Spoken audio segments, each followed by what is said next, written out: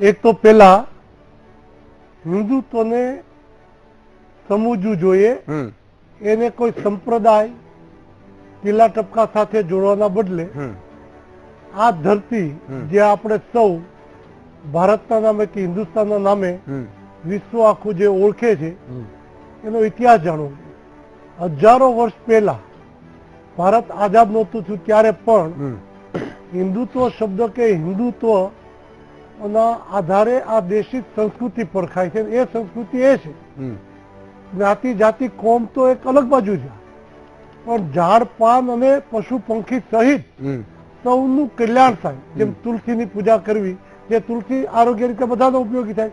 કીડી અને સર્પ પણ દિલીપભાઈ વિજયભાઈ જે વાત કરે છે ભાજપ એનો ભાગ જ છે, નાનો એવો ટાંગો કહેવાય. વિજયભાઈ વાત કરી હિન્દુ રામ મંદિર ફરી ક્યાંથી આવ્યું છે?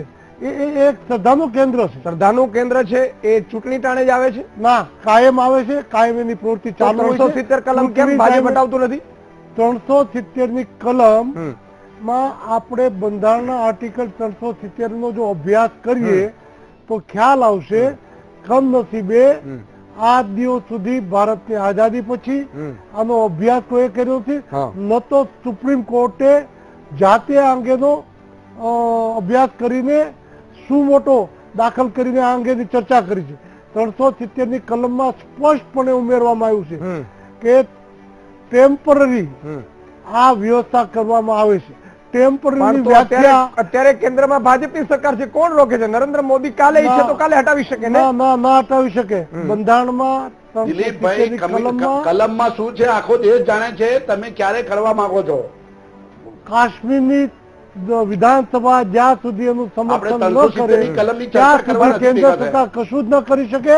આ જોગવાઈ છે. વિધાનસભામાં પણ ભાજપ છે. ભાજપ સંયુક્તપણે છે. સંયુક્તપણે જયારે સંયુક્તપણે નિર્ણય થાય ત્યારે થશે. અને કાશ્મીરના વિકાસમાં અવરોધક આ કલમ હવે સાબિત થઈ ચૂકી છે, કારણ કે એમના લોકોને વિકાસ માટે જે સંસાધનો